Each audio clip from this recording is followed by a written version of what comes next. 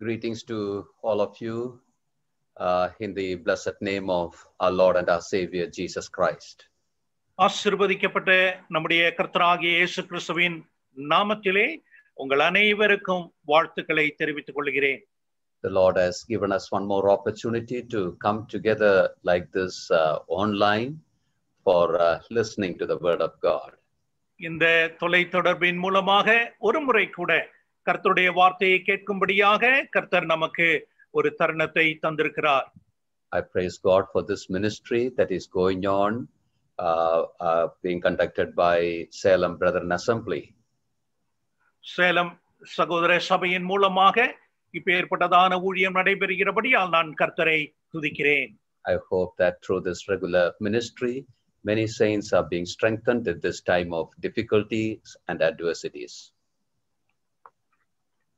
இந்த விதமான கடினமான சூழ்நிலைமையிலும் அநேக பரிசுத்தவான்கள் இப்பேற்பட்ட ஊழியத்தின் மூலமாக பலப்படுத்தப்படுகிறார்கள் என்று நான் கர்த்தருக்குள் நம்புகிறேன். And I thank God for giving me this opportunity to be with all of you this 2 weeks. இந்த 2 நாட்களும் உங்களோடு கூட கர்த்தருடைய வார்த்தையுமாக இருப்பதில் நான் மகிழ்ச்சி அடைந்து கர்த்தருக்கு நன்றி செலுத்துகிறேன். Once again, I thank the dear assembly and the responsible brethren for extending me this opportunity. இந்த தருணத்தை எனக்கு தந்தபடியால் நான் ஒருமுறை கூட பிரியமான சபையாருக்கு நான் என் நன்றியை தெரிவித்துக் கொள்கிறேன். And as we are connected this evening together like this, may the Lord help us and bless us with His word. கர்த்தருடைய வார்த்தையுமாக நமக்கு கர்த்தர் நம்மை ஆசீர்வதிக்கும்படியாக இவ்விதமாக நாம் தொடர்பு கொண்டிருக்கிற வேளையில் கர்த்தர் நமக்கு அந்த ஆசீர்வாதத்தை அருளுவாராக. Last week we were looking at first epistle of Peter, and we were looking at certain truths that Peter tells about the Christian hope. கிறிஸ்தவ நம்பிக்கை குறித்து அப்போஸ்தலனாகிய பேதுரு முதல் நிருபத்தில் கர்த்தருடைய பிள்ளைகளுக்கு எழுதி வைத்த சத்தியங்களை குறித்து கடந்த வாரத்தில் நாம் சிந்தித்தோம். This evening we will be turning to second epistle of Peter and looking at certain truths that he gives unto the believers. தேவ பிள்ளைகளுக்கு விசுவாசிகளுக்கு அப்போஸ்தலனாகிய பேதுரு கொடுக்கக்கூடிய சில சத்தியங்கள் 2 பேதுரு 2வது நிருபத்தில் என்ன எழுதி வைத்திருக்கிறார் என்பதை இன்று மாலையில் நாம் சிந்திப்போம். Kindly turn with me to chapter 3 of 2 Peter. 2 பேதுரு 3ஆம் அதிகாரத்து நம்முடைய கவனத்தை திருப்புவோமாக. நிருபம் 3ஆம் அதிகாரம். This evening we will be touching various verses in this chapter. இந்த 3ஆம் அதிகாரத்தில் பல வசனங்களை நாம் தொட்டு அதனுடைய சத்தியங்களை புரிந்து கொள்வோம். But to begin with, we will read verse 14. முதன்மையாக முதலாவது 14ஆம் வசனத்தை வாசிக்க கேட்கலாம். 3ஆம் அதிகாரம் 2 பேதுரு 3ஆம் அதிகாரம் அதனுடைய 14வது வசனம். ஆகையால் பிரியமானவர்களே, இவைகள் வர காத்திருக்கிற நீங்கள் கரையற்றவர்களும் பிழையில்லாதவர்களுமாய் சமாதானத்தோடே அவர் சந்நிதியில் காணப்படும்படி ஜாக்கிரதையாய் இருங்கள். May the Lord add His blessings upon the reading of this verse. தேவனுடைய வசனம் வாசிக்கப்பட்டதின் மேல் கர்த்தருடைய அனுக்கிரகம் காணப்படுவதாக. As we noticed last week also, Peter we often call as the apostle of hope. கடந்த வாரத்தில் நாம் சிந்தித்த வண்ணமாக அப்போஸ்தலனாகிய பேதுரு நம்பிக்கையின் அப்போஸ்தலர் என்று அழைக்கப்படுகிறார் என்பதை நாம் கண்டோம். It's because in both these writings, both these epistles, we have an emphasis on the Christian hope, the living hope that we have. காரணம் என்னவென்றால் அவர் எழுதின 2 நிருபங்களிலும் ஒரு கிறிஸ்தவ விசுவாசி கொண்டிருக்கிறதான நம்பிக்கை குறித்து அதிகமாக அழுத்தமாக எழுதியிருக்கிறபடியால். Last week we were looking at that 5 references to hope in the first epistle. முதல் நிருபத்திலே 5 விதமான நம்பிக்கையை ஒரு கிறிஸ்தவ விசுவாசி எவ்விதம் கொண்டிருக்க வேண்டும் என்பதை குறித்து கடந்த வாரத்தில் நாம் சிந்தித்தோம். From that 5 references we saw the various aspects of the hope that we have. நாம் கொண்டிருக்கிறதான பலதரப்பட்டதான அம்சங்கள், நம்பிக்கையின் அம்சங்களை குறித்து அந்த 5 வசனங்களிலும் நாம் கண்டோம். In 2 Peter also, in all the 3 chapters, we see about the future, of the Christian. 2வது நிருபத்திலும் ஒவ்வொரு கிறிஸ்தவ விசுவாசிக்கும் எதிர்காலத்தில் தான் கொண்டிருக்கிறதான நம்பிக்கை குறித்தும் பலதரப்பட்ட நிலைமையில் அப்போஸ்தலனாகிய பேதுரு எழுதுகிறார். For example, when we come to chapter 1 and verse 11, there we see about the eternal kingdom of the Lord Jesus Christ. உதாரணத்திற்கு 1ஆம் அதிகாரம் 11ஆம் வசனத்திற்கு வரும்பொழுது கர்த்தராகிய இயேசு கிறிஸ்துவினுடைய நித்திய ராஜ்யத்தை குறித்து அவர் எழுதியிருக்கிறார். In chapter 2, we have the reference to the judgment that's going to come repeatedly. 2ஆம் அதிகாரத்திலே வரக்கூடியதான நியாய தீர்ப்பை குறித்து மறுபடியும் அவர் அழுத்தமாக எழுதுகிறார். In chapter 3 also, we see about this Christian hope in much clarity. மூன்றாம் அதிகாரத்திலும் இன்னும் தெளிவாக ஒரு கிறிஸ்தவ விசுவாசி கொண்டிருக்கிறதான நம்பிக்கை குறித்தும் அவர் எழுதுகிறார். So in both the epistles, we see a focus on the Christian hope. ஆகையால் இந்த இரண்டு நிருபங்களும் ஒரு கிறிஸ்தவ விசுவாசி கொண்டிருக்கிறதான நம்பிக்கை குறித்து அவர் மிகவும் தெளிவாக எழுதியிருக்கிறார். But when we look at these two epistles carefully, ஆனால் இந்த இரண்டு நிருபங்களையும் நாம் கவனமாக படிக்கிற வேளையில் we understand that there is a difference, there is a distinction in the way that this Christian hope is being presented. இந்த கிறிஸ்தவ நம்பிக்கையானது எந்த அளவிற்கு வெளிப்படுத்தப்பட்டிருக்கிறது என்பதில் சில வேறுபாடுகளை, வித்தியாசங்களை நாம் அறிந்து கொள்ள முடியும்.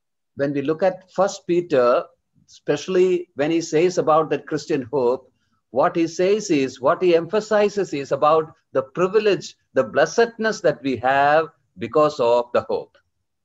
முதலாம் அதிகாரத்தில் அவர் நம்பிக்கையை குறித்து, ஒரு விசுவாசியின் நம்பிக்கை குறித்து எழுதும்போது, ஒரு விசுவாசி கொண்டிருக்கிறதான அந்த நம்பிக்கையால் கொண்டிருக்கிறதான ஸ்லாக்கியங்கள் என்னென்ன என்பதை அவர் குறிப்பிட்டு எழுதுகிறார். But when we come to the second epistle, ஆனால் இரண்டாம் நிருபத்திற்கு நாம் வருகிற வேளையில், when he is presenting about the hope that we have, especially what is emphasized is our duties in the context of the coming of the Lord. ஆண்டவராகிய இயேசு கிறிஸ்துவானவருடைய வருகையின் பின்னணியை வைத்து நானும் நீங்களும் கொண்டிருக்கிறதான நம்பிக்கை என்ன என்பதை இரண்டாம் நிருபத்தில் பேதுரு வெளிப்படுத்துகிறார். In 1 Peter, it is about our blessedness because of that hope. முதல் நிருபத்திலே அந்த நம்பிக்கையின் மூலமாக நாம் எவ்வளவு பாக்கியவான்கள் என்பதை எழுதுகிறார். But in the second epistle, it is about the duties that we have because of this hope. இந்த நம்பிக்கை, இந்த பாக்கியவான்களாய் இருக்கிறபடியால் இந்த நம்பிக்கைக்கு என்னென்ன கடமைகள் நாம் செய்ய வேண்டியவர்களாக இருக்கிறோம் என்பதை இரண்டாம் நிருபத்தில் அவர் குறிப்பிடுகிறார். For example, when we come to this verse 14, it says, "Beloved, seeing that ye look for such things, be diligent that ye may be found of him in peace." அதற்கு ஆதாரமாக தான் மூன்றாம் அதிகாரம் 14வது வசனத்திலே, ஆகையால் பிரியமானவர்களே, இவைகள் வர காத்திருக்கிற நீங்கள் கரையற்றவர்களும் பிழையில்லாதவர்களுமாய் சமாதானத்தோடே அவர் சந்நிதியில் காணப்படும்படி ஜாக்கிரதையாயிருங்கள் என்று எழுதுகிறார். Yeah, notice that it says, "Beloved, you are looking for such things." பிரியமானவர்களே, இவைகள் வர காத்திருக்கிறபடியால் என்று எழுதுகிறார். Yeah, that tells about the hope that we have. நாம் பெற்றிருக்கிறதான நம்பிக்கை தான் அது குறிப்பிடுகிறது என்பதை நன்றாய் விளங்குகிறோம். As you are looking for those things, you should be diligent to be found in peace and all those things he says.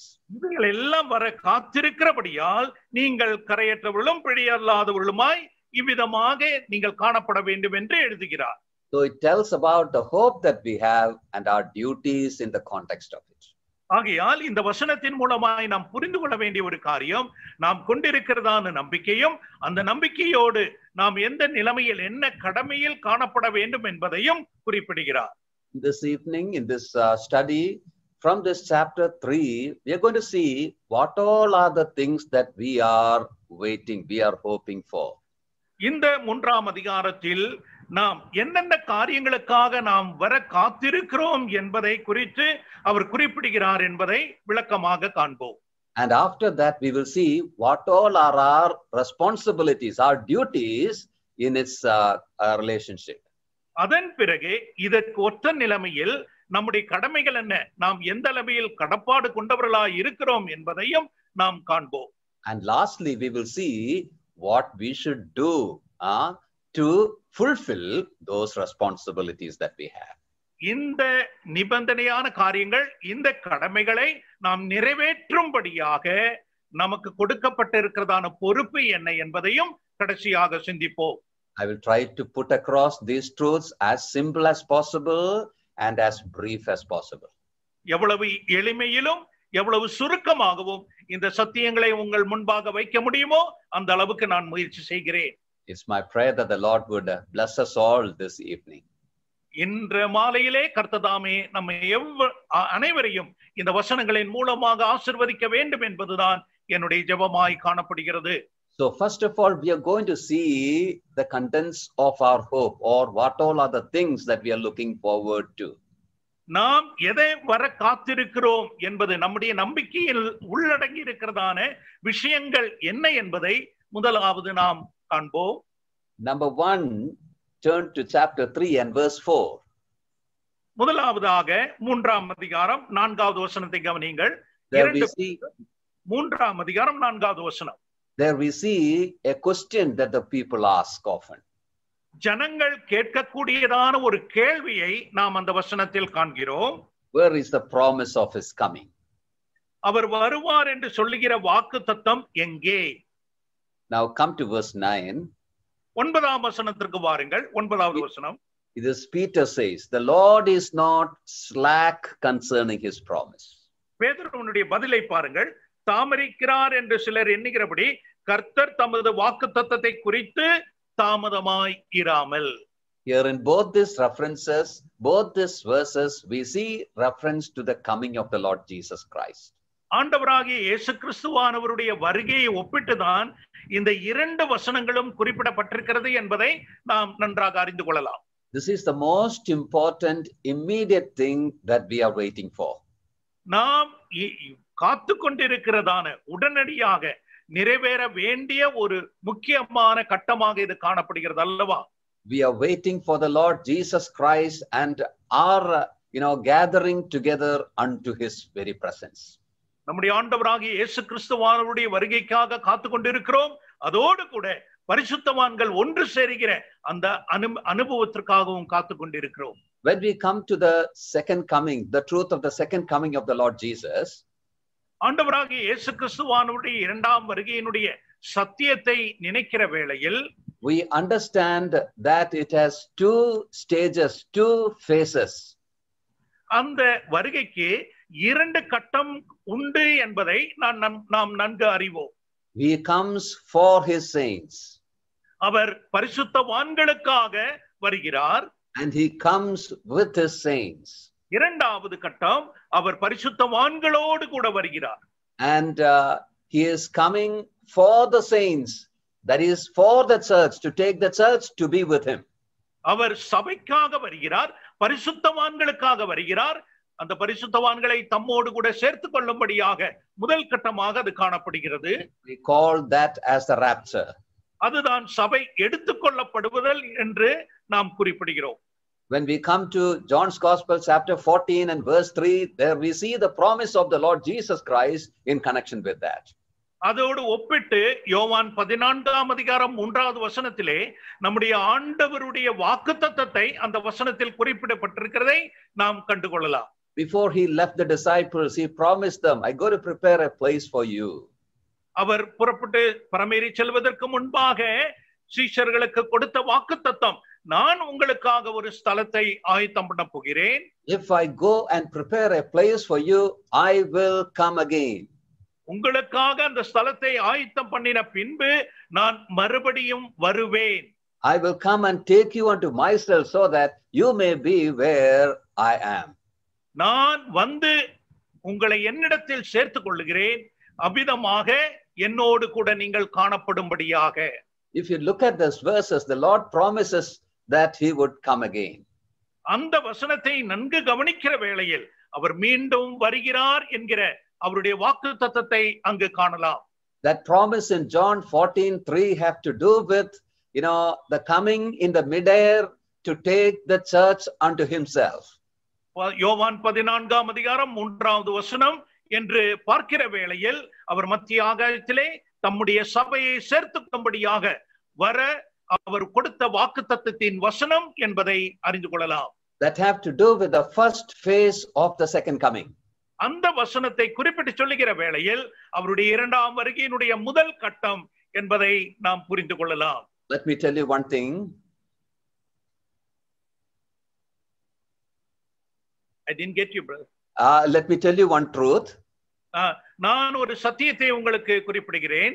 When you read the Gospels, நீங்கள் சுவிசேஷங்களை வாசிக்கிற வேளையில் there are a lot of references unto the second coming of the Lord Jesus Christ. ஆண்டவராகிய இயேசு கிறிஸ்துவானவருடைய இரண்டாம் வருகையை குறித்து அநேக வசனங்கள் குறிப்பிடப்பட்டிருக்கின்றன.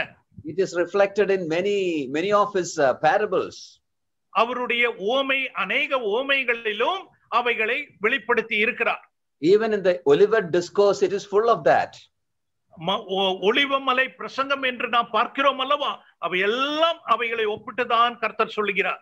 So in the Gospels there are a lot of references to the second coming of the Lord Jesus. ஆகையால் ஆண்டவருடைய இரண்டாம் வருகை குறித்த அநேக வசனங்கள் நாம் சுவிசேஷங்களிலே காண்கிறோம்.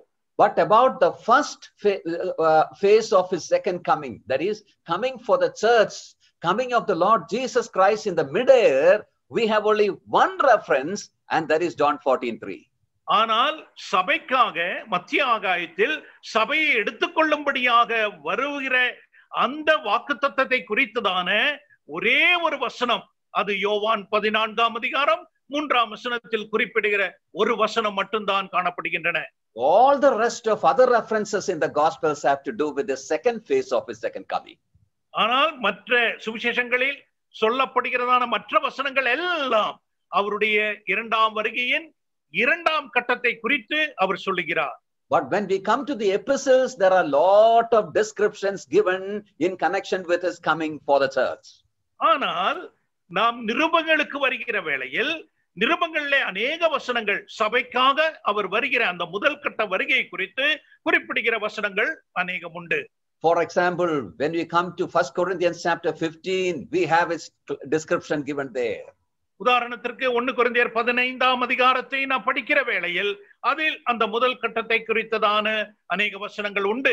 When you turn to 1 Thessalonians chapter 4, verses 13 to 18, we see a very good description about that. 1 தெசலோனிக்கேயர் 4ஆம் அதிகாரம் 13 முதல் உள்ள வசனங்களிலே அவருடைய வருகையின் முதல் கட்டத்தினுடைய அழகான வர்ணனையை அங்கே காண்கிறோம். So the epistles mainly dwells upon the coming of the Lord Jesus for the church. ஆகையால் நிருபங்களை குறித்து நாம் பார்க்கிற வேளையில் அவர் சபைக்காக வரக்கூடியதான அந்த முதல் கட்ட வருகை குறித்து அதிகமாக சொல்லப்பட்டிருக்கிற வசனங்களை காணலாம். Even when we come to the book of Revelation chapter 22, வெளிப்படுத்தின விசேஷம் 22ஆம் அதிகாரத்தை நாம் காண்கிற வேளையிலும் in that one chapter itself, thrice the Lord promises, behold, I come quickly.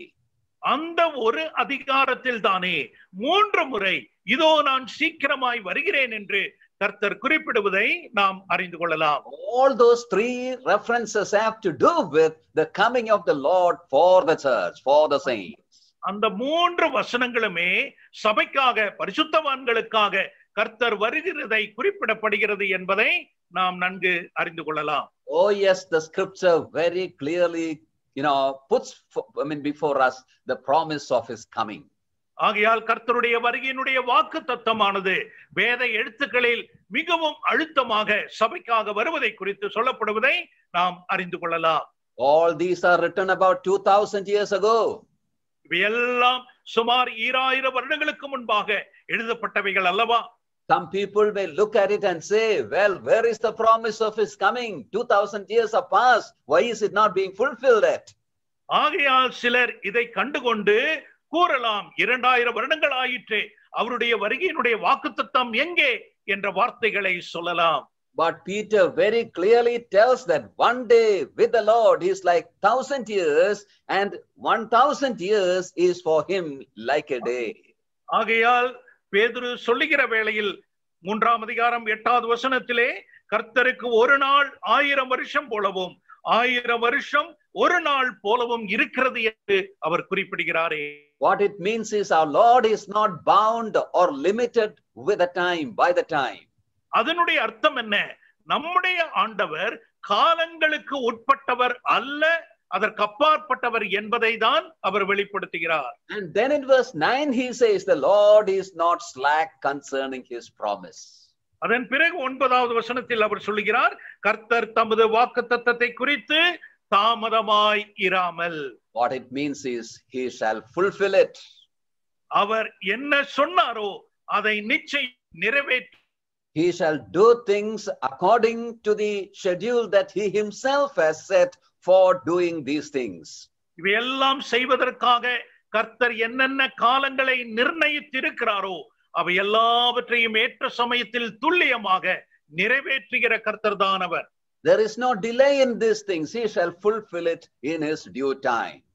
அவர் செய்கிற ஒவ்வொரு காரியங்கள் எந்த விதமான தாமதமும் இல்லாமல் ஏற்ற வேளையில் அவர் செய்கிற கர்த்தர். Yes, this is the foremost, the primary thing that we are looking forward to. ஆகையால் தான் நாம் எதிர்பார்த்து கொண்டிருக்கிற முதன்மையான காரியம் என்று சொல்லும்போது இதுவே. We are looking for the coming of the Lord for the saints. பரிசுத்தவான்களுக்காக கர்த்தர் வருகிறதை, ஆண்டவர் வருவதை நாம் எதிர்பார்த்து கொண்டிருக்கிறோம். And it can happen even when this meeting is going on. இந்த கூட்டம் நடைபெற்று கொண்டிருக்கும் பொழுதே அது நடைபெறலாம். I cannot assure you that I will complete this message. இந்த செய்தியை நான் நிறைவுபடுத்துவேன் என்று உங்களுக்கு உறுதி கூற முடியாது. Even before the conclusion of this, the Lord can come. இவை முற்று பெறுவதற்கு முன்பாகவே கர்த்தர் வரலாம். Yes, his coming is imminent. It is near. அவருடைய வருகையானது வெகுவாக நெருங்கி இருக்கிறது, சீக்கிரம் நடைபெறும். This much promise is given in the scripture about his coming so that the believers may live in the expectation of his coming, imminent coming. இந்த அளவிற்கு கர்த்தருடைய வாக்குத்தத்தம் அவருடைய பரிசுத்தவான்களுக்கு கொடுக்கப்பட்டிருக்கிறபடியால் அவர் எவ்வளவு விரைவில் வருவாரோ அவ்வளவு சீக்கிரம் வரப்போகிறார் என்ற அந்த எதிர்பார்ப்போடுதான் கர்த்தருடைய பிள்ளைகள் இந்த பூமியில் வாழ வேண்டும். Now secondly, there is another thing which Peter brings before us. நமக்கு முன்பாக இரண்டாவது காரியத்தை அப்போஸ்தலனாகிய பேதுரு கொண்டு வருவதை காண்போம். Look at verse 10. 10வது வசனத்தை பாருங்கள். 3ஆம் அதிகாரம் 10வது வசனம். There we have the reference to the day of the Lord. கர்த்தருடைய நாள் என்று குறிப்பிடுகிற அந்த வசனத்தை கவனிக்கலாம். Peter says, but the day of the Lord will come as a thief in the night, in the which the heavens shall pass away with a great noise, and the elements shall melt with fervent heat, the earth also and the works that are therein shall be burnt up. கர்த்தருடைய நாள் இரவிலே திருடன் வருகிற விதமாய் வரும். அப்பொழுது வானங்கள் மடமட என்று அகன்று போம், பூதங்கள் வெந்து உருகிப்போம், பூமியும் அதில் உள்ள கிரியைகளும் எரிந்து அழிந்து போம். What is the day of the Lord? கர்த்தருடைய நாள் என்பது என்ன? When we come to the Old Testament, we see many references in the prophetic books about the day of the Lord.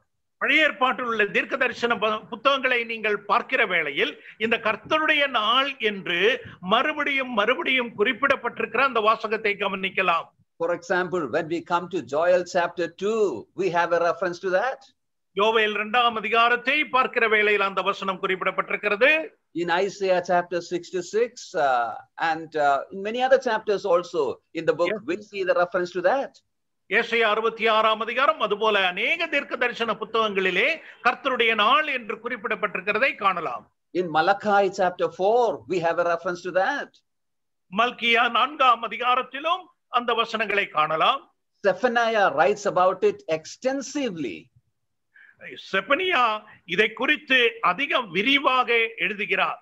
When we look all those references, all those verses in connection with the day of the Lord, கர்த்தருடைய நாள் என்று குறிப்பிட்டு அந்த வசனங்களை எல்லாம் நாம் பார்க்கிற வேளையில் on the one side we understand that it shall be a time of vengeance upon the enemies of the Lord.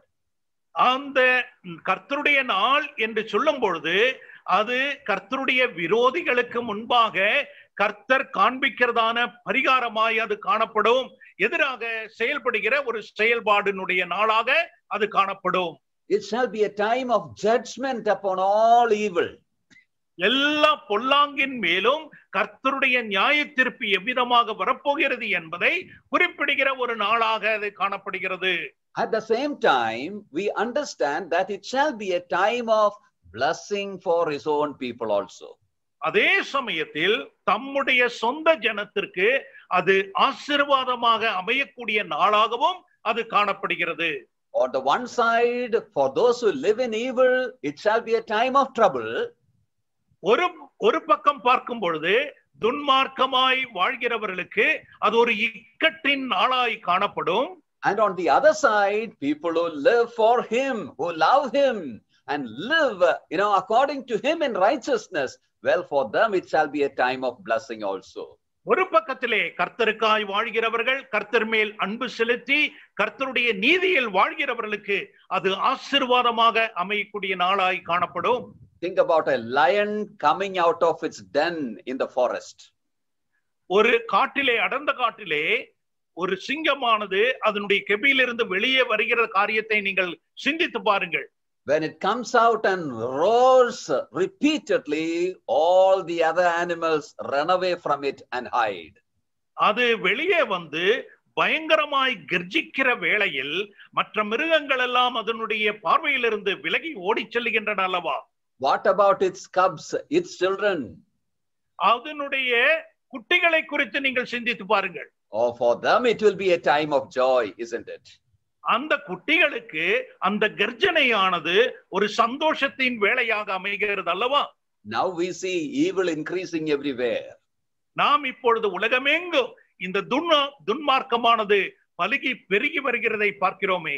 Corruption and wickedness is increasing and seen in every levels in the society. எல்லா விதமான ஊழலும் பொல்லாப்பான காரியங்கள் சமூகத்திலே பரவி காணப்படுகின்றன. But the Lord is not going to allow this to continue without any limits on his creation.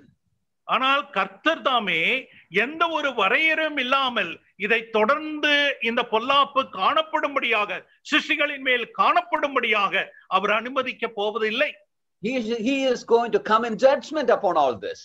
ஆனால் இவை எல்லாவற்றின் மேலும் நியாய தீர்ப்பு வரும்படியாக அவர் செய்ய போகிறார். We may say like this. நாம் இவ்விதமாக கூறலாம். The Lion of Judah is going to come out and roar on his creation. யூதா கோத்திரத்து சிங்கமானது எல்லா பொல்லாப்பின் மேலும் அவருடைய கர்ஜனையை தொனிக்க செய்ய போகிறார். And the evil shall be destroyed, it shall be judged then. அந்த சமயத்தில் எல்லா விதமான துன்மார்க்கமும் அங்கே நியாய தீர்க்கப்படும். And his own shall enter into blessings, shall enjoy the blessings. ஆனால் அவருடைய சொந்தமானவர்களோ பாக்கியத்திற்குள்ளாக எல்லா பாக்கியத்தையும் பெரும்படியாக பிரவேசிக்க போகிறார்கள். We understand that it shall be immediately, it shall begin, the day of the Lord shall begin immediately after the removal of the church from this earth. சபையானது இந்த உலகத்திலிருந்து மாற்றப்பட்ட வேளையில் அதன் பிற்பாடு உடனடியாக நடக்கப் போகிற ஒரு சம்பவமாக இது காணப்படும் என்பதை அறிந்து கொள்ளலாம். Once the church, the saints of the Lord are removed from this earth, immediately after that this shall begin. The day of the Lord shall begin. கர்த்தருடைய சபை, அவருடைய பரிசுத்தவான்கள் இந்த உலகத்திலிருந்து மாற்றப்பட்ட வேளையில் உடனடியாக கர்த்தருடைய நியாயத்தீர்ப்பு நிறைவேறும்படியாக அவர் அநேக காரியங்களை செய்ய போகிறவராய் காணப்படுகிறார். As I mentioned, the removal of the church happens at the coming of the Lord. சபை மாற்றப்படுவது அவருடைய இரண்டாம் வருகை என்பதை நான் ஏற்கனவே குறிப்பிட்டேன் அல்லவா? And about the coming of the Lord, we said that it can happen at any time. அவருடைய வருகையானது சபைக்காக வருவது எந்த சமயத்திலும் நடைபெறலாம். We don't know when it's going to happen. அது எப்பொழுது நடைபெற போகிறது என்பது நமக்கு நிச்சயமல்ல, நாம் அறியோம். And as the coming of the Lord, the time of his coming is uncertain, the beginning of the time of this day of the Lord is also uncertain. ஆகையால் அவருடைய வருகை, சபைக்காக வருகை உள்ள காலமானது நாம் அறியாது இருக்கிறது போல இந்த கர்த்தருடைய நாள் எப்பொழுது ஆரம்பமாகும் என்பதையும் நாம் அறியாமல் இருக்கிறோம். That is why Peter says that the day of the Lord will come as the thief in the night. ஆகையால் தான் அப்போஸ்தலனாகிய பேதுரு இங்கே குறிப்பிடுகிறார், கர்த்தருடைய நாள் இரவிலே திருடன் வருகிற விதமாய் வரும் என்று குறிப்பிடுகிறார். The thief never calls us and takes an appointment to come and plunder our house. ஒரு திருடன் வீட்டிற்கு வருகிறான் என்றால் நான் இந்த நேரத்தில் இந்த நாளில் வருகிறேன் என்று சொல்லி வருவது இல்லையே. He comes at any time, it is uncertain. அவன் எந்த வேளையிலும், நாம் அறியாதிருக்கிற எந்த வேளையிலும் அவன் திருடன் வருகிறவனாய் காணப்படுகிறான். So is the beginning of the day of the Lord also. ஆகையால் அந்த விதத்தில் தான் கர்த்தருடைய நாளினுடைய ஆரம்பமும் காணப்படும் என்று குறிப்பிடுகிறார். When we come to the writings of Paul, there too we see the same truth. அப்போஸ்தலனாகிய பவுலினுடைய எழுத்துக்களிலும் இதே சத்தியம் வெளிப்படுத்துவதை நாம் அறிந்து கொள்ளலாம். Kindly turn with me to 1 Thessalonians chapter 5 and verse 2. 1 தெசலோனிக்கேயர் 5ஆம் அதிகாரம் 2ஆம் வசனத்தை சற்று கவனியுங்கள். 1 தெசலோனிக்கேயர் 5ஆம் அதிகாரம் 2வது வசனம். There in verse 1 he says, of the times and the seasons, brethren, ye have no need that I write unto you. முதலாம் வசனத்தில் அவர் குறிப்பிடுகிறார், 1வது வசனம், சகோதரரே, இவைகள் நடக்கும் காலங்களையும் சமயங்களையும் குறித்து உங்களுக்கு எழுத வேண்டுவதில்லை. Then in verse 2 he says, for yourselves know perfectly that the day of the Lord so cometh as a thief in the night. இரண்டாம் வசனத்திலே, இரவிலே திருடன் வருகிற விதமாய் கர்த்தருடைய நாள் வரும் என்று நீங்களே நன்றாய் அறிந்திருக்கிறீர்களே. So here also Paul too says the same thing which Peter told. பேதுரு சொன்ன அதே விஷயத்தை அப்போஸ்தலனாகிய பவுலும் இங்கே குறிப்பிடுவதை நாம் காணலாம். Now turn to 2 Thessalonians chapter 2. இரண்டாம் தெசலோனிக்கேயர் 2ஆம் அதிகாரத்தை கவனியுங்கள். 2 தெசலோனிக்கேயர் 2ஆம் அதிகாரம். There in verse 1 he says about our gathering together unto the Lord. முதல் வசனத்திலே, சகோதரரே, நம்முடைய கர்த்தராகிய இயேசு கிறிஸ்துவின் வருகையையும் நாம் அவரிடத்தில் சேர்க்கப்படுவதையும் குறித்து என்று அவர் கூறுகிறார். That's about the rapture. நாம் அவரிடத்தில் சேர்க்கப்படுவது என்பது பரிசுத்தவான்கள் சபை எடுத்துக் கொள்ளப்படுவது. These people were actually going through lot of problems, sufferings. இந்த தெசலோனிக்கே சபையர் அதே அநேக பாடுகளிலே அவர்கள் கடந்து சென்றவர்களாய் காணப்பட்டார்கள். Some certain people came and told, well, we are in the day of the Lord. The day of the Lord has already started. ஒரு சிலர் அவரிடத்தில் வந்து, நாம் இப்பொழுது கர்த்தருடைய நாளில் இருக்கிறோம், கர்த்தருடைய நாள் ஆரம்பமாயிற்று, ஆகையாதான் இந்த உபத்திரவங்கள் என்று குறிப்பிட்டார்கள். So in verse 2, Paul is telling the day of the Lord. Some people say that it has started, but don't believe them. இரண்டாம் வசனத்தில் அவர் சொல்லுகிறார், கர்த்தருடைய ஒரு ஆவியினாலாவது வார்த்தையினாலாவது எங்களிடத்திலிருந்து வந்ததாய் தோன்றுகிற ஒரு நிருபத்தினாலாவது கிறிஸ்துவனுடைய நாள் சமீபமாய் இருக்கிறதை சொல்லப்பட்டால் உடனே சஞ்சலப்படாமலும் கலங்காமலும் இருங்கள். Yeah, from that we understand that certain people trouble them saying that the day of the Lord has started already.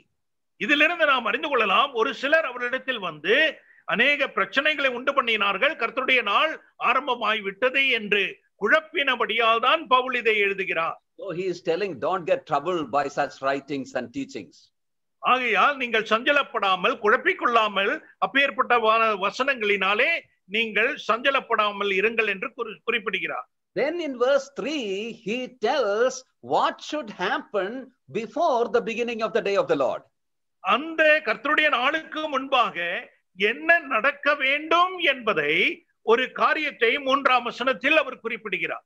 There in verse 3 we read like this, let no man deceive you by any means, for that day shall not come except there be a falling away first, and that man of sin be revealed, the son of perdition.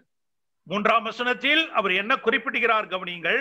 எவ்விதத்தினாலும் ஒருவனும் உங்களை மோசம் போக்காதபடிக்கு எச்சரிக்கையாயிருங்கள்.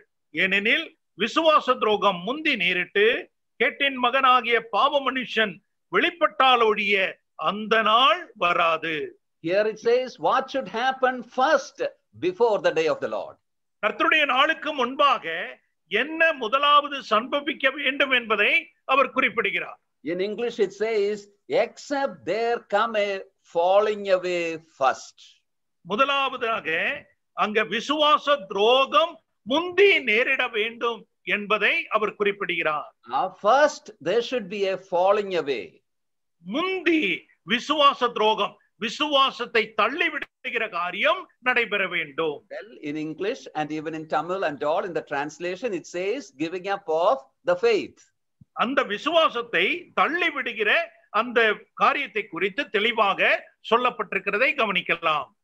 But in fact that falling away just means fall away to something. அந்த தள்ளிவிடுதல் என்று சொல்லும் பொழுது, விசுவாச துரோகம் என்று சொல்லும் பொழுது ஏதாவது ஒரு காரியத்தில் வேறொரு காரியத்தில் விடுவதாகும். It can be understood like this. இவைகளை இவ்விதமாக நாம் புரிந்து கொள்ளலாம். Falling away unto the Lord from this earth. இந்த உலகத்திலிருந்து, இந்த பூமியிலிருந்து கர்த்தரிடத்தில் சேர்த்துக் கொள்ளப்படுது. Yeah, in that sense it can be understood as the rapture itself. ஆகையால் அவை சபை எடுத்துக்கொள்ளப்படுவதை குறித்து அவர் குறிப்பிடுகிறார் என்பதை. What I am trying to say is the falling away that is being mentioned over here is the taking away of the church unto the Lord Jesus Christ. ஆண்டவராகிய இயேசு கிறிஸ்துவானவருடைய திருச்சபையானது அவருடைய நாளிலே அவருடைய சமூகத்திலே எடுத்துக்கொள்ளப்படுவது என்ற நிலைமையிலே தான் அப்போஸ்தலனாகிய பவுல் முந்தி அது நேரிட வேண்டும் என்று குறிப்பிடுகிறார். The first thing that should happen is the coming of the Lord and the rapture. ஆகையால் முதன்மையாக நடக்க வேண்டிய ஒரு காரியம் என்னவென்றால் சபை எடுத்துக்கொள்ளப்படுவது கர்த்தருடைய வருகையிலே என்பது. And then after the church is being raptured, then the day of the Lord shall start. அந்த சபை எடுத்துக்கொள்ளப்பட்ட பிறகு கர்த்தருடைய நாளானது துவங்குகிறது.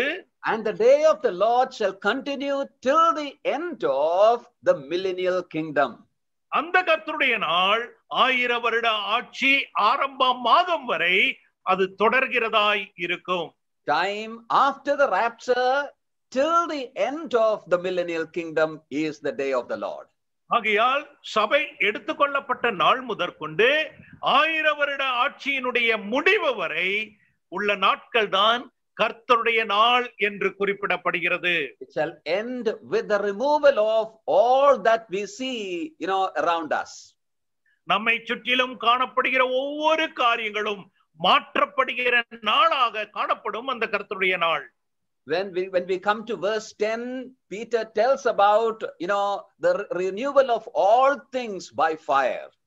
அதன் பிறகு 2 பேதுரு 3ஆம் அதிகாரம் 10வது வசனத்திலே இவையெல்லாம் அக்கினியினாலே மாற்றப்படும், அழிந்து போகும் என்பதை பேதுரு குறிப்பிடுகிறார். I'm not going into the details of that. அவைகளை விவரமாக படிப்பதற்கு நமக்கு இப்பொழுது நேரம் இல்லை. So the first thing is the coming of the Lord. ஆகையால் முதன்மையாக கர்த்தருடைய வருகை. And the second thing is the day of the Lord. இரண்டாவதாக கர்த்தருடைய நாள். And number 3, we will turn to verse 12. There is another day which is mentioned over there. மூன்றாவதாக இன்னொரு நாள் குறிப்பிடப்படுகிறதை 12ஆம் வசனத்தில் கவனியுங்கள். 3ஆம் அதிகாரம் 12வது வசனம். There we have the mention of the day of God. அங்கே தேவனுடைய நாள் என்று சொல்லப்பட்டிருக்கிறதை கவனியுங்கள். It's not the day of the Lord, it is different from the day of the Lord. கர்த்தருடைய once again please repeat. Yeah, the day of God is different from the day of the Lord. தேவனுடைய நாள் என்பது கர்த்தருடைய நாளுக்கும் வித்தியாசமான நாளாய் காணப்படுகிறது. What is the day of God? தேவனுடைய நாள் என்று சொல்லப்படுவது என்ன? The day of God is the time of eternity. தேவனுடைய நாள் என்று சொல்லும் பொழுது வரக்கூடியதான நித்தியத்தை குறிப்பிடுவதாகும். We will turn to 1 Corinthians chapter 15. 1 கொரிந்தியர் 15ஆம் அதிகாரத்திற்கு திருப்புங்கள். 1 கொரிந்தியர் 15ஆம் அதிகாரம். We see this being described by Apostle Paul. அப்போஸ்தலனாகிய பவுல் இதை குறிப்பிடுவதை கவனியுங்கள். When you read from verse 23 on till verse 25, we have it. 1 கொரிந்தியர் 15ஆம் அதிகாரம் 23 முதல் 25 வரை உள்ள வசனங்களை கவனியுங்கள். 23 to 28. 28வது வசனம் வரைக்கும், 23 முதல் 28 வரைக்கும். அவனவன் தன் வரிசையிலே உயிர்ப்பிக்கப்படுவான். முதற் பலனானவர் கிறிஸ்து, பின்பு அவர் வருகையில் அவருடையவர்கள் உயிர்ப்பிக்கப்படுவார்கள். அதன் பின்பு முடிவுண்டாகும். அப்பொழுது அவர் சகல துரைத்தனத்தையும் சகல அதிகாரத்தையும் வல்லமையும் பரிகரித்து தேவனும் பிதாவுமாய் இருக்கிறவருக்கு ராஜ்யத்தை ஒப்புக் கொடுப்பார். எல்லா சத்துருக்களையும் தமது பாதத்திற்கு கீழாக்கி போடும் வரைக்கும் அவர் ஆளுகை செய்ய வேண்டியது. பரிகரிக்கப்படும் கடைசி சத்துரு மரணம். சகலத்தையும் அவருடைய பாதத்திற்கு கீழ்ப்படுத்தினாரே, ஆகிலும் சகலமும் அவருக்கு கீழ்ப்படுத்தப்பட்டது என்று சொல்லி இருக்கும் பொழுது சகலத்தையும் அவருக்கு கீழ்ப்படுத்தினவருக்கு கீழ்ப்படுத்தப்படவில்லை என்பது வெளியரங்கமாய் இருக்கிறது. சகலமும் அவருக்கு கீழ்ப்பட்டிருக்கும் பொழுது தேவனே சகலத்திலும் சகலமுமாய் இருப்பதற்கு குமாரன் தாமும் தமக்கு சகலத்தையும் கீழ்ப்படுத்தினவருக்கு கீழ்ப்பட்டிருப்பார். Yeah, there are a lot of things here in this passage. இந்த பகுதியில் வாசிக்கப்பட்ட பகுதியிலே அநேக காரியங்களை நாம் கற்றுக்கொள்ள வேண்டியது உண்டு. But this is not the time to explain everything. ஆனால் இவை எல்லாவற்றையும் விவரிக்க இப்பொழுது நேரமில்லை. Let us look at certain things only. ஆனால் ஒரு சில காரியங்களை மட்டும் அங்கே கவனிப்போம். When you look at verse 23 and the beginning of 24, we see God's plan of resurrections. உயிர்த்தெழுதலுடைய கர்த்தருடைய திட்டம் என்ன என்பதை 23ஆம் வசனத்திலும் 24ஆம் வசனத்திலும் காண்கிறோம். Christ is the first fruit. முதற் பலன் கிறிஸ்துவானவர். And then after that, they that are Christ at his coming. அதன் பிறகு கிறிஸ்துவுக்குள் இருக்கிறவர்கள், கிறிஸ்துவினுடையவர்கள் அவருடைய வருகையில் உயிர்த்தெழப்படுவார்கள். That includes all the redeemed ones. அவை என்று சொல்லும் பொழுது எல்லா மீட்கப்பட்ட பரிசுத்தவான்களும். Then in the beginning of verse 24 we see, then cometh the end. 24ஆம் வசனத்தினுடைய ஆரம்பத்திலே அதன் பின்பு முடிவு உண்டாகும் என்று காண்கிறோம். That means the end of resurrections. அதன் பிறகு உயிர்த்தெழுதலுடைய கடைசி காரியம். That is the resurrection of the wicked, the sinners. அந்த உயிர்த்தெழுதல் என்று சொல்லும் பொழுது பாவிகளுடைய துன்மார்க்கருடைய கடைசி உயிர்த்தெழுதல் ஆகும். That happens after the 1000 years reign. அவை 1000 வருட ஆட்சிக்கு பிறகு நடக்கக்கூடிய ஒரு உயிர்த்தெழுதல். In the last portion of Revelation chapter 20, we see that clearly. You can read it later. அவைகளை வெளிப்படுத்தின விசேஷம் 20ஆம் அதிகாரத்தை நீங்கள் வாசிக்கும் பொழுது அதை தெளிவாக அறிந்து கொள்ளலாம். Then in the verses following, we are told about everything coming under the control, under the authority of the Lord Jesus Christ. அதன் பிறகு அதுள்ள வசனங்களை கவனிக்க வேளையில் ஆண்டவராகிய இயேசு கிறிஸ்துவானவருடைய அதிகாரத்திற்கு கீழ் வரக்கூடிய அநேக காரியங்கள் குறிப்பிடுகிறார். And verse 26 says, the last enemy that shall be destroyed is death. அதன் பிறகு 26ஆம் வசனத்திலே பரிகரிக்கப்படும் கடைசி சத்துரு மரணம் என்று குறிப்பிடுகிறார். And then when we come to verse 28, அதன் பிறகு 28ஆம் வசனத்திற்கு வரும் பொழுது, after everything is brought under his subjection, அவை எல்லாவற்றையும் அவருக்கு கீழ்ப்படுத்தப்பட்ட பிறகு, the Lord shall hand over the kingdom unto the Father. கிறிஸ்துவானவர் பிதாவினிடத்திற்கு எல்லா ராஜ்யத்தையும் ஒப்புக் கொடுப்பார். God will be all in all. தேவனாகிய பிதாவாகிய தேவன் எல்லாவற்றிலும் எல்லாமாய் காணப்படும்படியாக ஒப்புக் கொடுப்பார். Yeah, God will be all in all. That is what we see at the end of that verse 28. பிதாவாகிய தேவன் தாமே எல்லாவற்றிலும் எல்லாமுமாய் இருக்கும்படியாக என்றுதான் 28ஆம் வசனத்தில் நாம் கண்டோமே. That is the beginning of the day of God. அதுதான் தேவனுடைய நாளினுடைய ஆரம்பம் என்பதை கவனிக்க வேண்டும். That is the beginning of eternity. அதுதான் நித்தியத்தினுடைய ஆரம்பமாய் காணப்படுகிறது. Yes, the millennial kingdom of our Lord Jesus Christ shall merge into that eternity. அந்த 1000 வருட ஆட்சி கர்த்தராகிய இயேசு கிறிஸ்துவானவர் நித்தியத்திற்குள் இணைக்கிற ஒரு நாளாய் அது காணப்படும். We don't have to go into the details of all that. எல்லாவற்றையும் விவரமாக சிந்திக்க இப்பொழுது நேரமில்லை. When we come to Revelation, and also when we look at the 2 Peter chapter 3, we understand that the renewal of all things by fire shall happen at the end of the day of the Lord and just before the beginning of the day of God. 2 பேதுரு 3ஆம் அதிகாரத்திலும் வெளிப்படுத்தின விசேஷத்திலும் நாம் காண்கிற வேளையில் அக்கினியினாலே இவை எல்லாவற்றையும் சுட்டரிக்கப்படுகிற நாள் என்று சொல்லும் பொழுது அது கர்த்தருடைய நாளில் நடக்கிறதாய் காணப்படும். அதன் பிறகு உடனடியாக தேவனுடைய நாள் என்பது ஆரம்பமாகும் என்பதை கற்றுக்கொள்ளலாம். These are the things that we are looking forward to. இவை எல்லாவற்றையும் உட்படுத்திதான் இவைகள் வர காத்திருக்கிற நீங்கள் என்று பேதுரு குறிப்பிடுகிறார். When we look around in this world, well, we may think that there is nobody to control. நாம் இந்த உலகத்தை பார்க்கிற வேளையில் உலகம் போகிற போக்கை பாருங்கள், இதை கட்டுப்படுத்த யாரும் இல்லையா என்று நினைக்க தோன்றும். We may ask this question, why all these things like this? இவையெல்லாம் ஏன் இவ்விதமாக சம்பவிக்கிறது என்ற அந்த கேள்வி நமக்குள் எழும்பும். Dear brothers and sisters, let me remind you that our Lord is on the throne. எனக்கு அருமையான சகோதர சகோதரிகளே, ஒன்றை நினைவுபடுத்துகிறேன். நம்முடைய ஆண்டவர் சிங்காசனத்தில் ஆளுகை செய்கிறார். Even now, when we see around all these problems, we should remember that he is in control.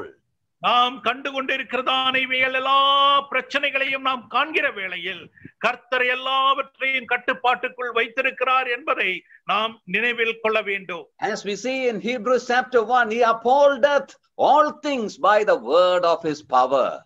அவருடைய வார்த்தையின் வல்லமையினாலே எல்லாவற்றையும் தமக்குள் கொண்டிருக்கிறார் என்பதை எபிரேயர் 1ஆம் அதிகாரத்தில் வாசிப்பதை நினைவுபடுத்திக் கொள்வோம். In his eternal purposes, he has determined what should happen in history. சரித்திரத்தில் என்ன சம்பவிக்க வேண்டும் என்பதை தம்முடைய நித்திய எண்ணத்திலே நோக்கத்திலே கொண்டவராக இருக்கக்கூடிய கர்த்தர் தான் நம்முடைய கர்த்தர். And everything shall happen according to his purposes. அவருடைய நோக்கத்தின்படியே திட்டத்தின்படியே எல்லாம் நிறைவேற வேண்டும், நடக்க வேண்டும். This is the blessed truth that Peter is presenting before us. இந்த ஆசீர்வதிக்கப்பட்ட சத்தியத்தை தான் அப்போஸ்தலனாகிய பேதுரு நமக்கு வெளிப்படுத்துகிறவராய் காணப்படுகிறோம். The Lord is going to come again to take us unto himself.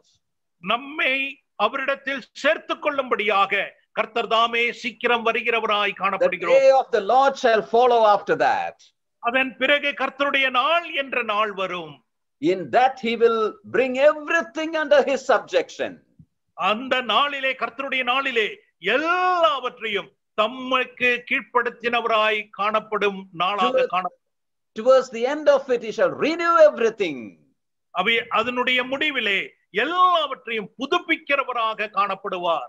That shall be followed by the day of God.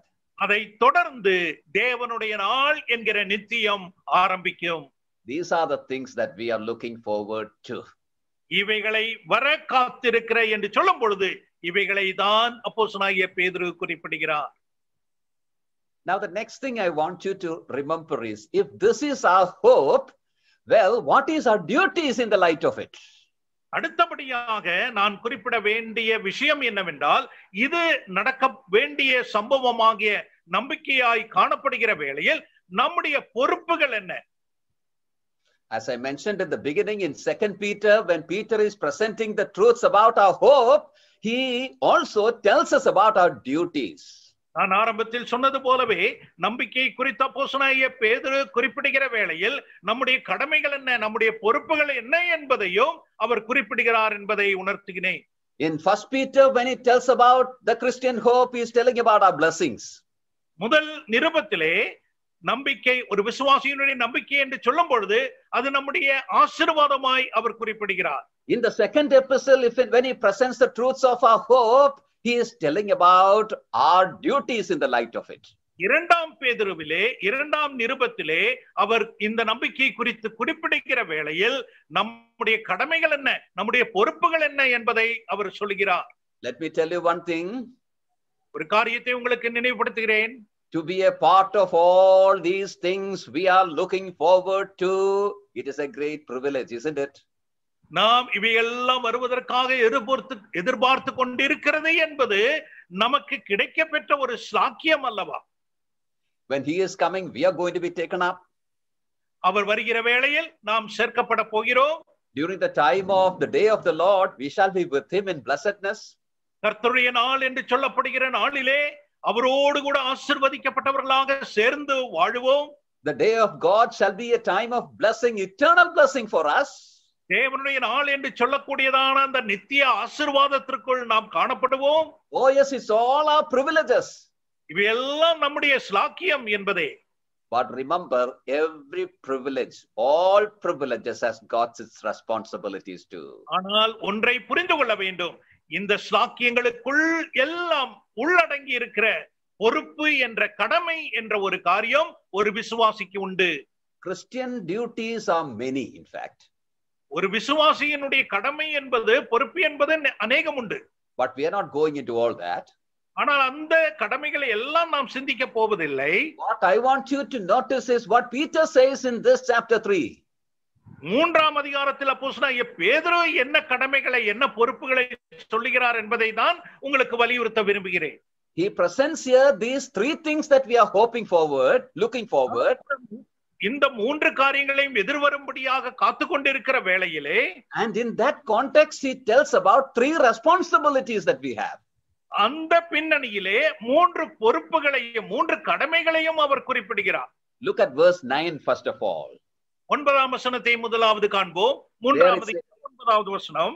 The Lord is not slack concerning his promise, as some men count slackness, but is long suffering to usward, not willing that any should perish, but that all should come to repentance. கர்த்தர் தமது வாக்குத்தத்தத்தை குறித்து தாமதமாயிராமல் ஒருவரும் கெட்டு போகாமல் எல்லாரும் மனம் திரும்ப வேண்டும் என்று விரும்பி நம்மேல் நீடிய பொறுமை உள்ளவராய் இருக்கிறார். Yeah, here what is the duty that we see? இங்கே நாம் காண்கிற நம்முடைய கடமை என்ன, நம்முடைய பொறுப்பு என்ன? We are told that he is long suffering. அவர் அதிக பொறுமையோடு கூட காத்து கொண்டிருக்கிறார், நீடிய பொறுமை உள்ளவராய் இருக்கிறார் என்பதை நாம் காண்கிறோம். Many a time when we think about this long suffering, people think that this long suffering is toward the sinners. இந்த நீடிய பொறுமை என்று சொல்லும் பொழுது அநேக முறை நாம் என்ன நினைக்கிறோம், பாவிகளின் மேல் நீடிய பொறுமை உள்ளவராய் இருக்கிறார் என்று நாம் நினைக்கிறோம். No, that is not what Peter is telling here. ஆனால் பேதுரு பாவிகளின் மேல் அவர் நீடிய பொறுமையாய் இருக்கிறார் என்று சொல்லவில்லை. He says he is long suffering to usward the believers. நீடிய பொறுமை என்று சொல்லும் பொழுது கர்த்தருடைய நீடிய பொறுமை அவருடைய பிள்ளைகளாகிய கிறிஸ்தவ விசுவாசிகளின் மேல் காணப்படுகிறது என்பதாகும். He is long suffering to you and I. உங்களிடத்திலும் என்னிடத்திலும் அவர் நீடிய பொறுமை உள்ளவராய் இருக்கிறார் என்பதை அறிந்து கொள்ள வேண்டும். Why is he showing this long suffering to you and I now? ஏன் உங்களிடத்திலும் என்னிடத்திலும் அவர் நீடிய பொறுமை உள்ளவராய் இருக்க வேண்டும்? He doesn't want anybody to perish. காரணம், யாரும் கெட்டு போவதை அவர் விரும்பவில்லை. He wants all the sinners to come to repentance. எல்லா பாவிகளும் மனம் திரும்ப வேண்டும் என்று அவர் விரும்புகிறார். Now come to verse 15. Peter says that there also. 15ஆம் வசனத்தையும் கவனிங்கள். அங்கேயும் அவர் குறிப்பிடுகிறார், account that the long suffering of the Lord is salvation. நம்முடைய கர்த்தரின் நீடிய பொறுமையை இரட்சிப்பென்று எண்ணுங்கள். That means he is long suffering.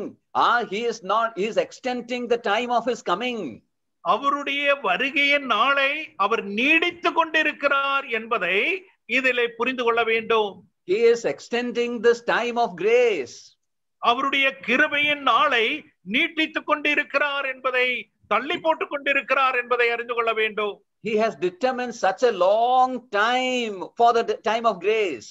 அந்த கிருபைக்காக உள்ள நாட்களை அதிக நாட்கள், நீண்ட நாட்களாக அவர் குறிப்பிட்டு நமக்கு தருகிறார். And that is because he wants everyone to come to salvation. அதற்கு காரணம் என்ன? நாம் எல்லாரும் ஒரு உண்மையான இரட்சிப்பின் அனுபவத்திற்குள் வர வேண்டும் என்பதே. What it means is, well, it is our duty in the present time to witness to others and bring souls to the Lord. அதனுடைய அர்த்தம் என்ன? நம்முடைய வாழ்க்கையின் சாட்சியின் மூலமாக மற்ற ஆத்துமாக்களை கர்த்தரிடத்தில் மனம் திரும்ப செய்ய வேண்டும் என்பதே. When we come to 2 Corinthians chapter 6 and verse 2, 2 கொரிந்தியர் 6ஆம் அதிகாரம் 2ஆம் வசனத்தை நாம் வாசிக்கிற வேளையில், there Paul says that now is the accepted time, now is the day of salvation. இப்பொழுதே அனுக்கிரக காலம், இப்பொழுதே இரட்சணிய நாள் என்று Pavul குறிப்பிடுகிறாரே. Very often we quote that verse in the opener meetings. அநேக முறை வெளிப்பிரசங்கத்திலே நாம் இந்த வசனங்களை குறிப்பிடுகிறோம். Yes, we can use it in the opener meeting, no doubt. அதில் எந்த ஒரு தவறும் இல்லை. வெளிப்பிரசங்கத்தில் நாம் இந்த வசனத்தை பயன்படுத்தலாம். But Paul is not telling about the sinners there. அங்கே பாவிகளுக்காக உள்ள வசனமாக பவுல் இதை குறிப்பிடவில்லை. Now when Paul says now is the day of salvation, what he means is, well, go out and bring the souls to salvation. இப்பொழுதே இரட்சணிய நாள் என்று பவுல் குறிப்பிடுகிற வேளையில், நீங்கள் மற்ற ஆத்துமாக்களை அந்த இரட்சணியத்திற்குள் கொண்டு வாருங்கள் உங்களுடைய சாட்சியின் மூலமாக என்பதே. In 2 Corinthians chapter 5, the last portion, Paul says that we are the ambassadors of Christ. 2 கொரிந்தியர் 5ஆம் அதிகாரம் கடைசி வசனங்களிலே நாம் கிறிஸ்துவின் ஸ்தானாபதிகளாய் காணப்படுகிறோம் என்று குறிப்பிடுகிறார். That position is given to us by his grace. அவருடைய கிருபையினாலே, கர்த்தருடைய கிருபையினாலே தான் இந்த நிலையானது, ஸ்தானமானது நமக்கு தரப்பட்டிருக்கிறது. Then in chapter 6 and verse 1, Paul says that this grace of God should not go in vain in our lives. அதன் பிறகு 6ஆம் அதிகாரம் 1வது வசனத்திலே தேவனுடைய கிருபையை நீங்கள் விருதாவாய் பெறாதபடிக்கு என்று குறிப்பிடுகிறார். In 1 Corinthians chapter 15 and verse 10, 1 கொரிந்தியர் 15ஆம் அதிகாரம் 10வது வசனத்திலே there Paul says that I am what I am because of the grace of God. அங்கே பவுல் குறிப்பிடுகிறார், ஆகிலும் நான் இருக்கிறது தேவ கிருபையினாலே இருக்கிறேன் என்று குறிப்பிடுகிறாரே. Along with that he says that the grace of God toward him was not in vain. தன்மேல் கொடுக்கப்பட்டதான, காண்பிக்கப்பட்டதான இந்த கிருபையானது விருதாவாய் போகவில்லை என்பதே அதை குறிப்பிடுகிறார். Can you and I say the same thing? நானும் நீங்களும் இவை சொல்ல முடியுமா? We are looking forward for the coming of the Lord. கர்த்தருடைய வருகைக்கு நாளுக்காக நாம் எதிர்பார்த்து கொண்டிருக்கிறோம். But Lord is showing long suffering to you and I. ஆனால் உங்களிடத்திலும் என்னிடத்திலும் கர்த்தர் நீடிய பொறுமை காண்பிக்கிறவராய் இருக்கிறார். Giving us time to save sinners from the eternal damnation that's going to come on them. ஆவிகளை நித்திய அழிவிலிருந்து மீட்டெடுக்கும்படியான நேரத்தை ஆண்டவர் நமக்கு தருகிறாரே. Oh yes, this is the biggest responsibility that we have, to witness to the sinners about the Savior. கர்த்தருடைய பிள்ளைகளாகிய நமக்கு கொடுக்கப்பட்டதான மிகப்பெரியான உத்தரவாதம் என்று சொல்லும் பொழுது பாவிகள் மனம் திரும்பத்தக்கதான சாட்சியாய் நாம் வாழ்வதே. Number 2, இரண்டாவதாக let us look at verse 11. 11ஆம் வசனத்தை கவனிங்கள். 3ஆம் அதிகாரம் 2 பேதுரு 3:11. In verse 10 he said about the day of the Lord. 10வது வசனத்திலே கர்த்தருடைய நாள் என்று குறிப்பிடுகிறார். And he says about what shall happen in that. அந்த நாளில் என்னென்ன சம்பவிக்கும் என்பதை அவர் குறிப்பிடுகிறார். Then in verse 11 he says, 11ஆம் வசனத்தில் அவர் என்ன சொல்கிறார்? Seeing then that all these things shall be dissolved, what manner of persons ought ye to be in all holy conversation and godliness? இப்படி இவைகள் எல்லாம் அழிந்து போகிறதாய் இருக்கிறபடியால் நீங்கள் எப்படிப்பட்ட பரிசுத்த நடக்கையும் தேவ பக்தியும் உள்ளவர்களாய் இருக்க வேண்டும். We should have a holy life. நாம் பரிசுத்த நடக்கை உள்ளவர்களா, வாழ்க்கை உள்ளவர்களாய் இருக்க வேண்டும். Holiness speaks of a separated life. பரிசுத்தம் என்று சொல்லும் பொழுது ஒரு பிரித்தெடுக்கப்பட்டதான வாழ்க்கை. Separation and showing forth of his glory to the world around. பிரித்தெடுக்கப்பட்ட வாழ்க்கையின் மூலமாக தேவனுடைய மகிமையை உலகமெங்கும் காண்பிப்பதாகும். Here Peter is telling that all the things that we see around, everything is going to be dissolved, distracted. நாம் கண்ணாலே காண்கிறதான இந்த உலகத்தில் உள்ள எல்லா காரியமும் அழிந்து போகக்கூடியதாய் இருக்கும் என்பதை பேதுரு குறிப்பிடுகிறார். Now Peter is telling, if that is the thing, well, how can you go after that? அப்படி என்றால் இவ்விதமாக அழிந்து போகிறதாய் இருக்கிறபடியால் அவைகளுக்கு பின்னாக நீ எப்படி செல்லலாம்? Keep separation. ஆகையால் அதிலிருந்து பிரிந்து வாருங்கள். Show holiness in your life. உங்களுடைய வாழ்க்கையில் பரிசுத்தத்தை காண்பியுங்கள். Is that happening in your life and my life? உங்களுடைய என்னுடைய வாழ்க்கையில் இவ்விதமாய் நடக்கின்றனரா? We call ourselves as a heavenly people. நாம் பரலோகத்தின் பிள்ளைகள் என்று நம்மை அழைக்கிறோம். We call ourselves as the children of God. தேவனுடைய பிள்ளைகள் என்று நம்மை காண்பிக்கிறோம். We call ourselves as the people who have God's life. நாம் நித்திய வாழ்வை பெற்றவர்கள் என்று நாம் காண்பித்துக் கொண்டிருக்கிறோம். Practically, how are we living? ஆனால் செயல்முறையாக, நடைமுறையாக நாம் எந்த விதத்தில் வாழ்ந்து கொண்டிருக்கிறோம்? Is there any difference in life from the people of this world? இந்த உலகத்தில் உள்ள மக்களுக்கும் நமக்கும் ஏதாவது வித்தியாசம் நாம் காண்பிக்கிறோமா? Do we have any care for holiness at all? பரிசுத்தத்திற்கு நாம் எந்த அளவிற்கு அக்கறை கொண்டவர்களாய் இருக்கிறோம்? Do we make any effort to show the separation from the world around? இந்த உலகத்திலிருந்து நாம் வேறுபடுவதற்கு, வித்தியாசப்படுத்தி காண்பிப்பதற்கு நாம் ஏதாவது முயற்சி செய்கிறவர்களாய் காணப்படுகிறோமா? Scripture tells very clearly to you and I that we should not love the world and all that's therein.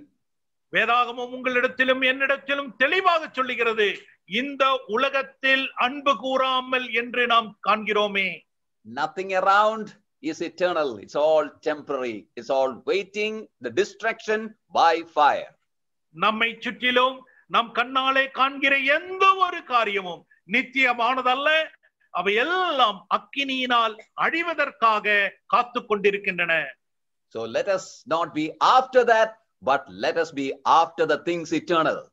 ஆகையால் இந்த அழிந்து போகிற காரியங்களுக்கு பின்னாக நம்முடைய கவனம் செலுத்தாமல் நித்தியத்திற்காக உள்ள காரியத்திற்கு நாம் செல்லுவோம். Let me tell you one thing. ஒரு காரியத்தை உங்களுக்கு நினைவுபடுத்துகிறேன். Why the things that are happening around us now through this virus, the Lord has proved us very clearly that there is nothing valuable, nothing worthy to follow in this earth. இந்த இப்பேற்பட்டதான சூழ்நிலைமையில் நாம் இப்பொழுது கண்டு கொண்டிருக்கிற, அனுபவித்துக் கொண்டிருக்கிற இந்த virus வியாதியின் மூலமாக நம்முடைய தேவன் கற்றுக் கொடுக்கிற ஒரு சத்தியம் என்னவென்றால், இந்த உலகத்திலே நித்தியமானதாக நீங்கள் பின்பற்றக்கூடியதான எந்த ஒரு காரியம் நிரந்தரமாக இல்லை என்கிற அந்த உணர்வுக்கு நாம் வர வேண்டும். Just think about our life before the lockdown. நாம் இங்கே அடைக்கப்பட்ட நாட்களுக்கு முன்பாக இருந்த நாட்களை நாம் சிந்தித்து பார்ப்போம். How busy we were, isn't it? நாம் எந்த அளவிற்கு அலுவல் நிறைந்தவர்களாய் காணப்பட்டோம் அல்லவா? To go for meetings, no time. கூட்டத்திற்கு செல்லுவதற்கு நேரம் இல்லை.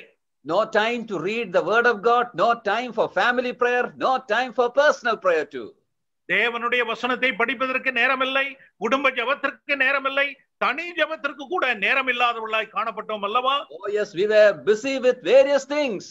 அநேக விதமான அலுவல்களில் நாம் சிக்கிக் கொண்டவர்களாய் காணப்பட்டோம். There are all those things, big things we were after. அந்த விதமான பெரிய பெரிய காரியங்களுக்கு பின்னாக சென்று கொண்டிருந்த காரியங்கள் இப்பொழுது எங்கே? Hasn't the Lord proved it very clearly that they have no worth at all? They are not permanent at all.